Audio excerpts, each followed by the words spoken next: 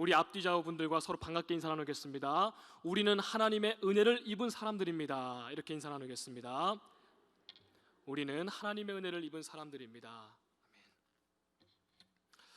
우리는 오늘 본문을 이제 본격적으로 나누기 전에 그동안의 야곱의 인생의 여정에 대한 그동안의 과정을, 그동안의 배경을 우리는 잠시 다뤄볼 필요가 있습니다.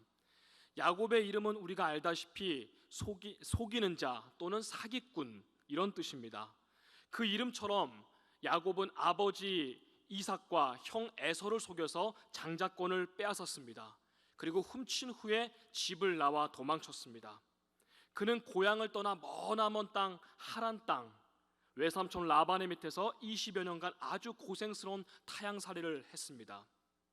그러나 하나님께서는 그 고통스러운 타향살이 가운데서도, 또 광야 생활 가운데서도 하나님께서는 은혜를 주셔서 야곱은 장가도 가고 자식들도 많이 낳게 되며 또 많은 재산도 축적할 수가 있었습니다. 마침내 20년이 지난 후 다시 고향으로 돌아가게 되었습니다. 고향으로 돌아가는 과정에서 그동안 내내 20년 동안 껄끄러웠던 외삼촌 라반과도 화해를 하게 되었고, 그리고 평생 야곱의 가슴 한편에 큰 응어리로 남아있던 형 에서에게 용서를 구함으로써 극적으로 화해하게 되는 감격스러운 은혜도 체험하게 되었습니다.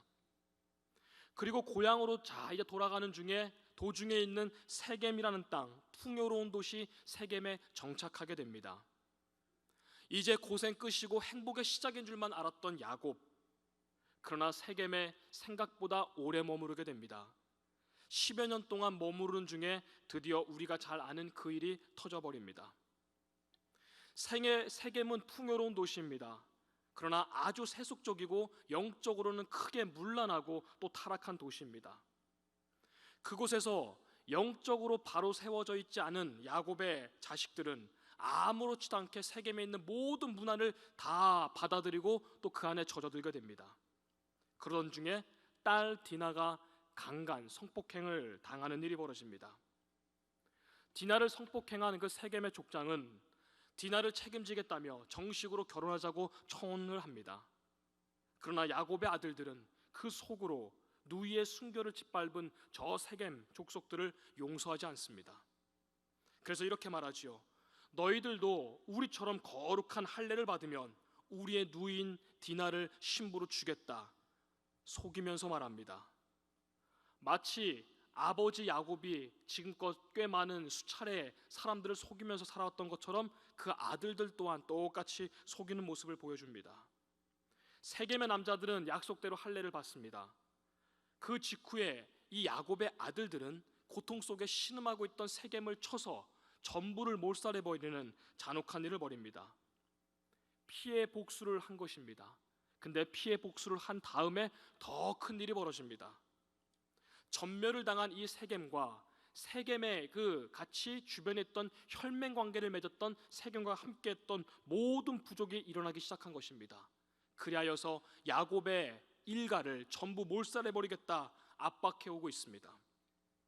야곱의 가문은 이제 그야말로 풍전등화와 같이 바람 앞에 놓인 한 줄기 작은 불과 촛불처럼 전멸당한 위기에 처해 있습니다. 그때 야곱이 드디어 참으로 오랜만에 하나님 앞에 엎드립니다. 항상 야곱은 사고를 치고 그 다음에 하나님이 수습하는 모습이 이 창세기에 기록되어 있는데, 오늘도 야곱이 큰 일을, 물론 자식들로 인해서 벌어진 것이지만 큰 일을 이렇게 벌인 다음에 하나님께서 수습하시는 과정이 바로 창세기 35장의 이야기입니다. 우리가 먼저 첫째 우리 주제를 한번 다뤄보도록 하겠습니다. 첫째, 일어나라, 베델로 올라가라, 제단을 쌓으라. 1절 말씀입니다. 하나님이 야곱에게 이르시되 일어나 베델로 올라가서 거기 거주하며 내가 내 형 에서의 낯을 피하여 도망하던 때에 내게 나타났던 하나님께 거기서 제단을 쌓으라 하신지라. 아멘. 하나님의 해법은 일어나서 베델로 올라가라 라고 말씀하시는 것입니다.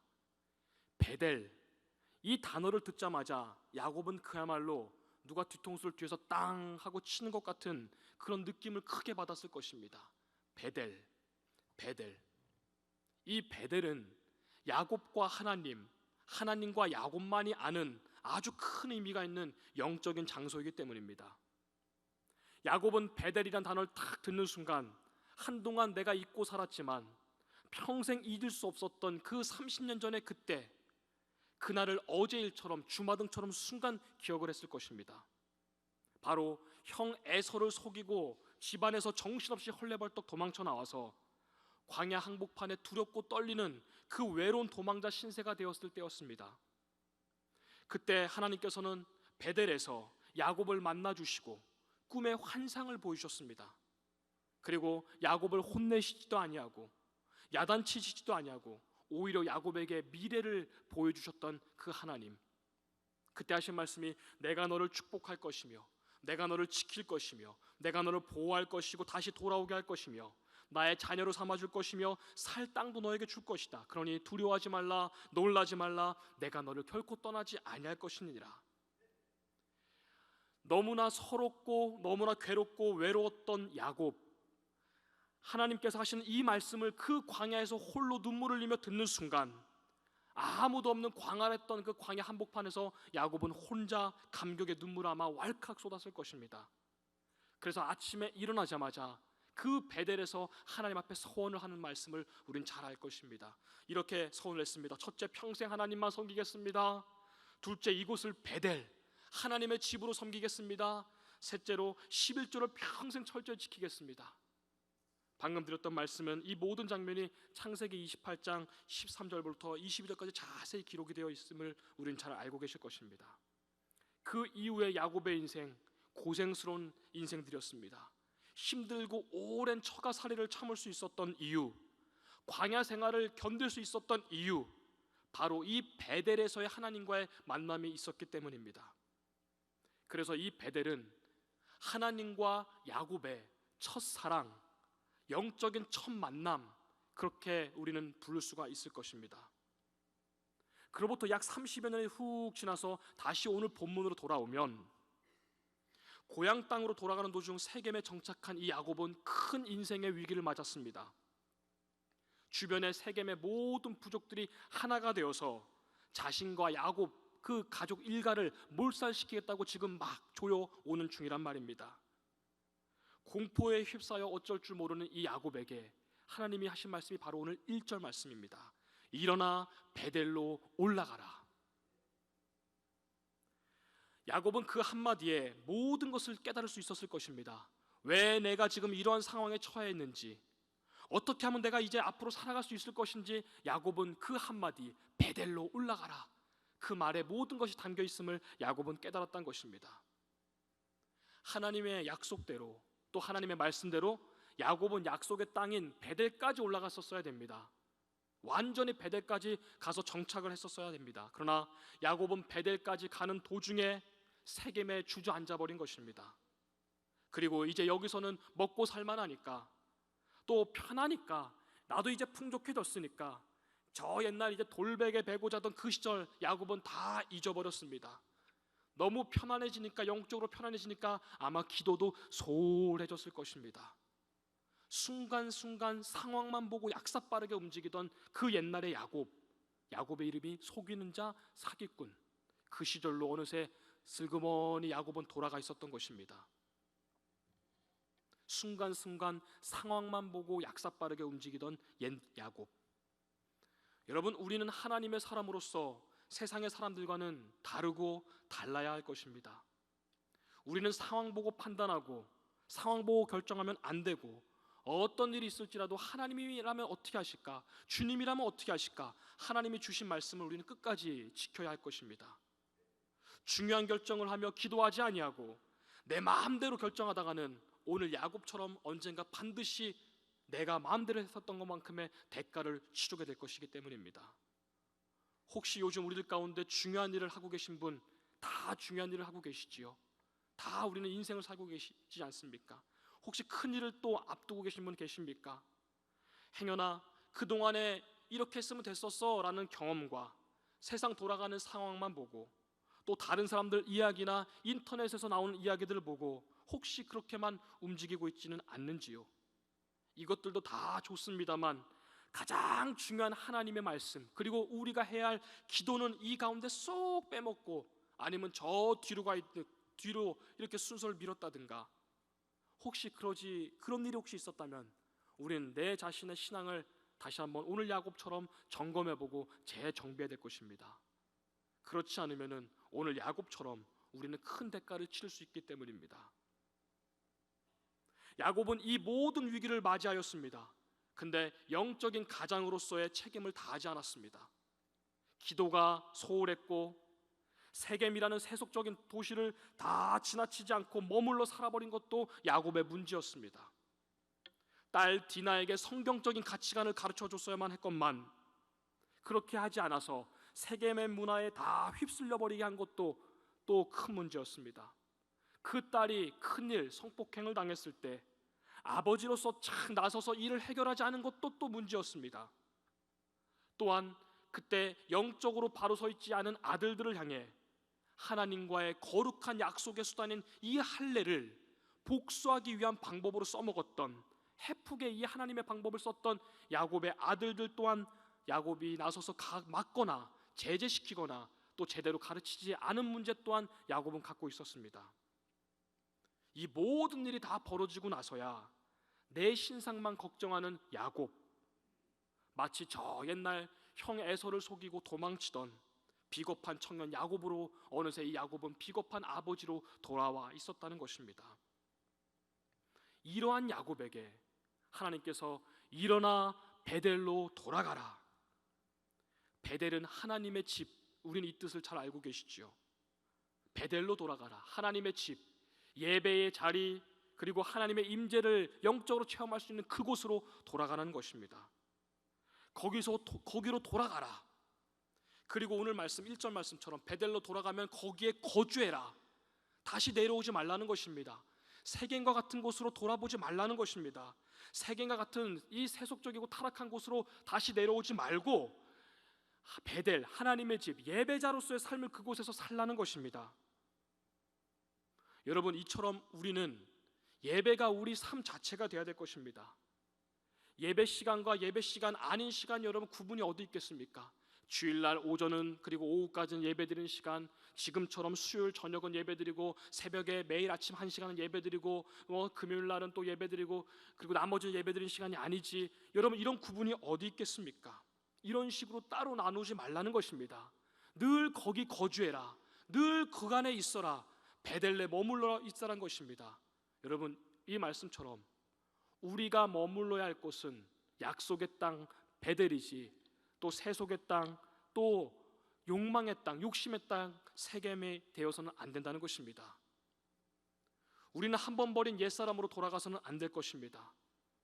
혹 인생 가운데, 우리의 인생 가운데 세겜을 우리가 혹시 경험할지라도 세겜은 그냥 이렇게 쓱 지나가야 하는 곳이지 그곳에 머무르면 안 된다는 것입니다. 죄가 죄인 줄도 모르고 살아가는 곳이 바로 세겜. 거기에 머물러 있다 보면은 이 믿음의 가족인 야곱의 가족도 어느새 거기에 익숙해져 버린다는 것입니다.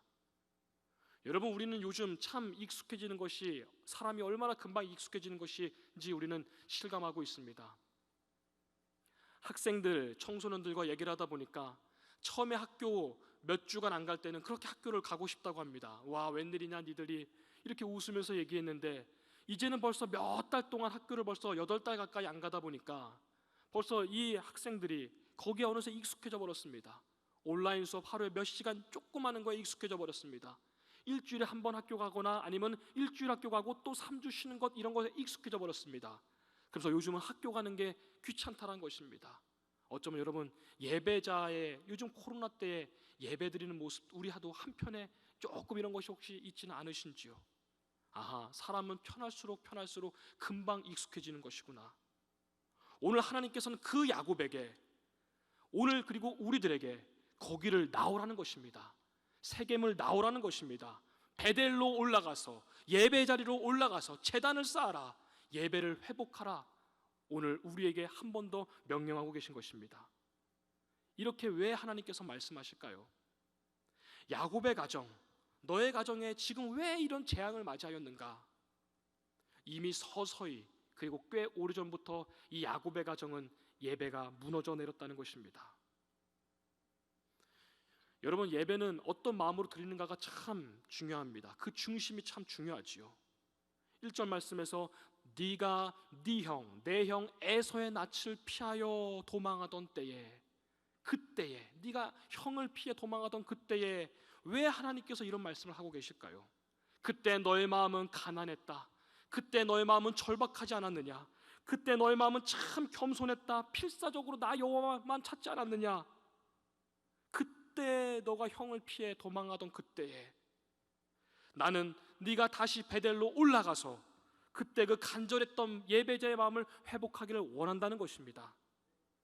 이것이 어쩌면 오늘 우리에게 주시는 하나님의 메시지가 아닐까요? 그 예배자의 마음을 회복하면 야곱 일가를 꽉 덮치고 있는 큰 위기를 하나님께서 해결해 주신다는 것입니다. 문제의 본질, 문제의 근원을 깨닫는 순간 야곱은 하나님 앞에 철저하게 회개를 시작합니다. 1절 말씀이 일어나 베델로 올라가라. 그리고 2절부터가 야곱이 철저히 회개하는 모습입니다. 우리 두 번째 주제를 보겠습니다. 둘째, 하나님 앞에 진심으로 회개하며 엎드릴 때에 그 회개를 받으십니다. 아멘. 우리 2절 말씀을 보겠습니다. 야곱이 이에 자기 지방과 사랑과 자기와 함께한 모든 자에게 이르되 너희 중에 있는 이방 신상들을 버리고 자신을 정결하게 하고 너희들의 의복을 바꾸어 입으라. 아멘. 야곱을 생각했을 것입니다. 그렇구나. 베델의 신앙으로 돌아가면, 베델로 내가 다시 돌아가면 내가 다시 살겠구나. 그때 절망의 시간, 그 옛날 절망의 때에 소망을 주신 하나님께서 오늘 내게 다시 소망을 주시는구나.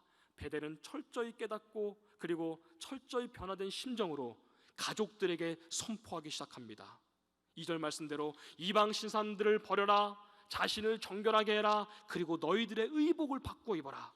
가족들에게 선포하고 있는 것입니다. 이 다음 구절에 나와 있듯이 그 당시 야곱의 가족들은 우상 하나씩을 숨기고 있었습니다. 신상 하나씩을 이렇게 숨기고 있었을 것입니다. 여기에 나오지 않습니까? 야곱의 아내 라헬도 아버지 라반에게 도망쳐 나올 때 그 집안의 수호신인 우상 드라빔이라는 것을 이렇게 숨기고 나왔습니다. 아들들도 며느리들도 손주 손녀까지 세겜에서 배운 그 우상 문화 그대로 나 자신이 우상 삼은 그 수호신 엉뚱한 신상 하나씩을 갖고 있었습니다. 야곱은 그것을 알면서도 놔두고 알면서도 모른 척했습니다. 그러나 바로 지금 이 절대절명의 순간 야곱은 성령의 감동으로 깨어나서 이것을 더 이상 방치할 수 없음을 야곱은 깨달았다는 것입니다. 여기서 중요한 것이 있습니다, 여러분. 야곱은 자신의 문제를 알고 있었다는 것입니다. 다만 찝찝하고 불안하긴 해도 모든 상황이 그래도 조금씩 돌아가니까 애써 괜찮은 척, 모르는 척하고 있었다는 것입니다. 알고 있으면서도 이 문제를 눈 감고 모르는 척했습니다. 여러분, 어쩌면 우리도 마찬가지입니다. 하나님과 나만이 알고 있는 그 버려야 할 것들, 던져버려야 할 그 치워버려야 할 것들, 그 문제를 나는 알고 있을 것입니다. 여러분이 하나님 앞에서 슬쩍 숨기고 있는, 하나님은 다 아시지만 말입니다. 슬쩍 숨기고 있는 혹시 그 드라빔은 오늘 무엇입니까? 야곱은 이 사태를 영적으로 이제 거듭나면서 이 우상들을 방치하면 안 되겠다라고 야곱은 결단합니다. 비겁하던 야곱, 타협하던 야곱이 어느새 달라지고 계속해서 가족들에게 선포합니다. 그 말씀이 3절입니다. 함께 보겠습니다. 우리가 일어나 베델로 올라가자. 내 환난 날에 내게 응답하시며 내가 가는 길에서 나와 함께 하신 하나님께 내가 거기서 제단을 쌓으려 하노라 하매. 아멘. 지금 적들이 몰려와서 야곱 일가를 다 몰살시키려고 하는 그 순간에 야곱은 전쟁 준비하자, 전투 준비하자 하는 것이 아니라 하나님 앞에 회개하자, 하나님 앞에 예배를 회복하자 가족들에게 선포하고 있습니다. 지금 전쟁 준비가 한참이 해야 될 급박할 시기인데 야곱은 예배를 먼저 회복하자라고 선포하고 있는 것입니다. 우리가 생각하는 우선순위와 하나님이 생각하시는 우선순위는 다를 것입니다. 저 같은 경우는 일단 그랬습니다. 하나님, 일단 급한 불부터 꺼주시면 보이지 않는 하나님과의 영적인 관계가 해결되겠구나. 이 문제 해결하시면 더 열심히 하겠습니다.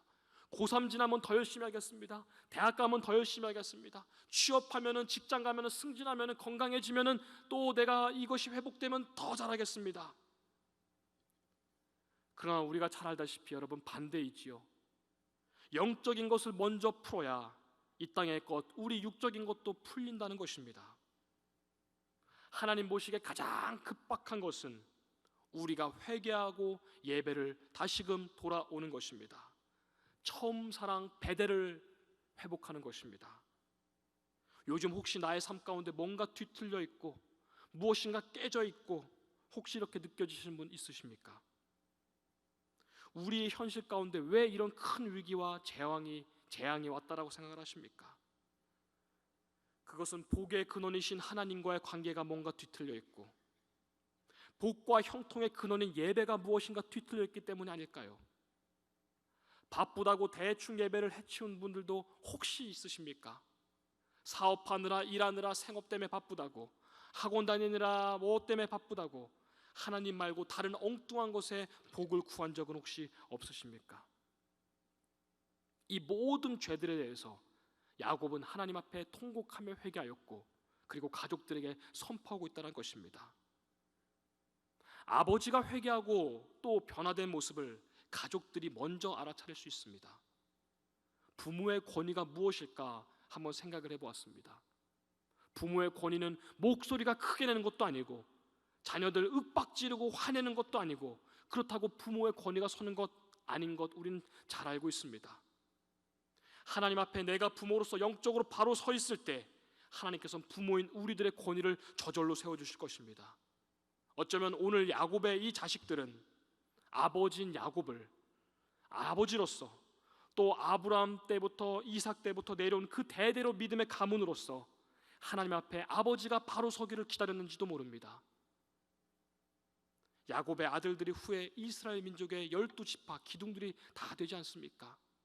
어쩌면 이 아들들은, 자녀들은 아버지가 하나님 앞에 바로 서기를 기다리고 있었을 것입니다. 여기 계신 우리 대부분은 사랑하는 자녀들을 둔 부모들이십니다. 우리 부모님들이요, 우리의 자녀들은 부모인 우리가 기도하는 아버지, 기도하는 어머니로서 이런 부모님의 모습으로 바로 하나님 앞에 서 있는 모습을 우리 자녀들은 가장 기다리고 또 기대하고 있을 것입니다. 가족들은 달라진 아버지의 권위에 즉시 순종합니다. 그리고 그 모습이 바로 4절에 기록되어 있습니다. 4절을 함께 보겠습니다. 그들이 자기 손에 있는 모든 이방 신상들과 자기 귀에 있는 귀고리들을 야곱에게 주는지라 야곱이 그것들을 세겜 근처 상수리 나무 아래에 묻고. 아멘. 가족들은 슬쩍슬쩍 지니고 있었던 모든 우상들, 그 신상들을 다 아버지 앞에 내어놓습니다. 그리고 아버지는 그것들을 기다렸다는 듯이 다 땅에 묻어버립니다. 이 귀걸이들, 여러 이 장신구들, 그 당시 금과 은으로 지어진 이 모든 것들은 금전적으로 환산하면 참 비싼 것이었을 것입니다. 다 꺼냈다고 하고 야곱이 또 그때 풍족했으니 얼마나 많은 것들을 가졌겠습니까? 그러나 여러분, 이것들을 다 하나님 앞에 내어놓고 땅에 묻어버렸습니다. 아무리 비싼 것이라도 하나님께서 기뻐하시지 않는다면 그것을 버리는 게 옳은 것 아니겠습니까? 또한 의복도 바꿔 입으라고 말합니다. 의복도 바꿔 입어라. 세겜에 덕지덕지 묻은 그 더러운 마음, 그런 것들을 다 깨끗이 바꾸라는 것입니다. 음란하고 세속적이고 타락한 문화를 다 벗어 던지라는 것입니다. 우리 예수님께서 말씀하시기를 악은 그 어떤 모양이라도 버리라고 말씀하신 그 구절이 떠오르는 구절입니다. 회개하고 거듭날 때 그때는 여러분 반만 버리는 것이 아니라 다 버려야 되지 않겠습니까? 우리가 부흥이란 말을 우리가 참 잘 알고 또 자주 사용합니다. 참 좋고 영적으로 귀한 단어이지요. 여러분, 우리가 잘 알다시피 부흥은 회개로부터 시작합니다. 그 회개의 결과는 바로 버려야 될 것을 확실히 버리고 떠나야 될 것을 확실히 떠나는 것입니다. 오늘 저와 여러분들에게도 버려야 할 것들, 그리고 떠나야 할 것들 아마 있으실 것입니다. 나 자신과 그리고 하나님만이 알고 있는, 내 남편과 아내도 내 가장 친한 친구도 모르는 그 문제, 분명히 우리에게 한두 가지씩, 아니 그 이상 있을 것입니다. 하나님께서 기뻐하시지 않을 모습이 우리 안에 있을 수 있다는 것입니다. 우리는 알고 있을 것입니다. 이것들이 은근히 나의 영혼을, 나의 신앙을 삭삭삭삭 갉아먹었습니다. 온몸과 마음을 바쳐 하나님께 나아가야 되는데 이것이 그것들을 가로막았을 것입니다. 그리고 또한 하나님께서 부어주시는 능력과 하나님께서 주신 은혜를 이것들이 가로막았을 것입니다. 혹시 성적, 그리고 혹시 사업, 성공 참 귀한 것들이지만 이것들을 지나치게 의존한다면 이것들이 내 우상이 될 것입니다. 하나님보다 더 신경이 쓰이고 하나님보다 더 마음이 가고, 심지어 예배 시간에도 계속 떠올라서, 며칠 전에 어떤 외부의 목사님과 만났는데 그 한 목사님께서 어떤 분 얘기를 하면서 계속 예배 시간에 집사님 뭐 보십니까? 그랬더니 주식을 계속 이렇게 확인하고 있었다는 것을 말씀하신 것을 식사 시간에 웃으면서 들은 적이 있습니다. 그렇다면 그것도 우상이 되겠지요. 예배 참석마저 방해하게 된다면, 그것이 예배를 가로막는다면 그것이 바로 우상 아니겠습니까? 지나친 취미생활도 우상이 될 수도 있습니다. 아무 생각 없이 하는 음담패설도, 그리고 남을 흉보는 혹시 습관도 있다면 하나님이 결코 기뻐하시지 않을 것입니다. 젊은이들은 인터넷이나 어플로 보는, 틈틈이 보는 안 좋은 영상들, 가지 말아야 될 것들, 드나드는 것들 다 하나님 앞에서 내려놓아야 될 것들입니다. 오늘 말씀처럼 말입니다.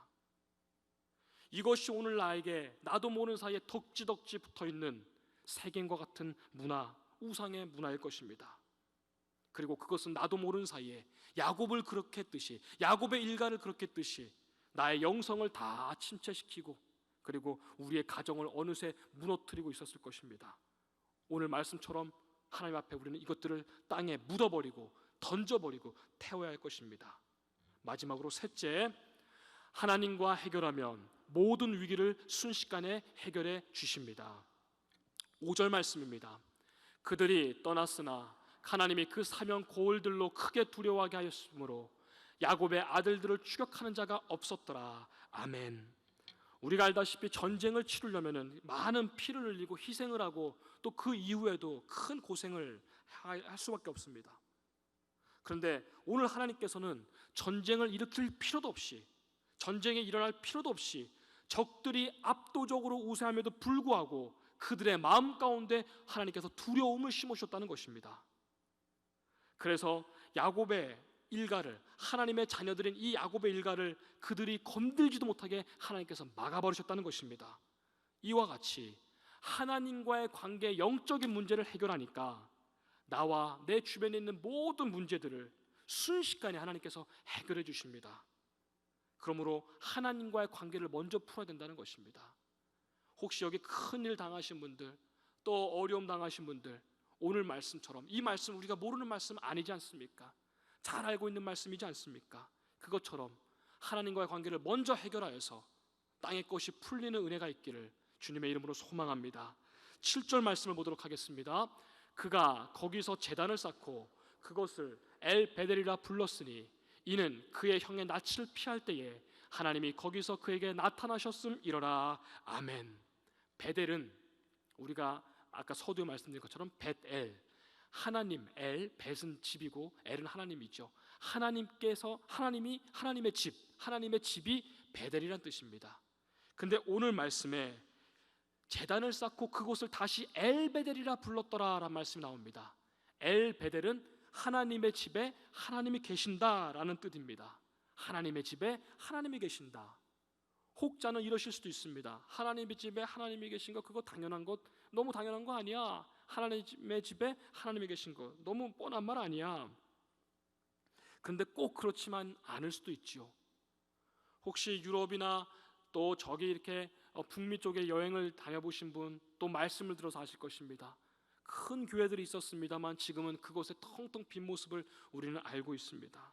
그리고 우리나라에서도 요즘 조금씩 그런 일들이, 그런 추세가 있어서 참으로 안타까운 일이 있습니다.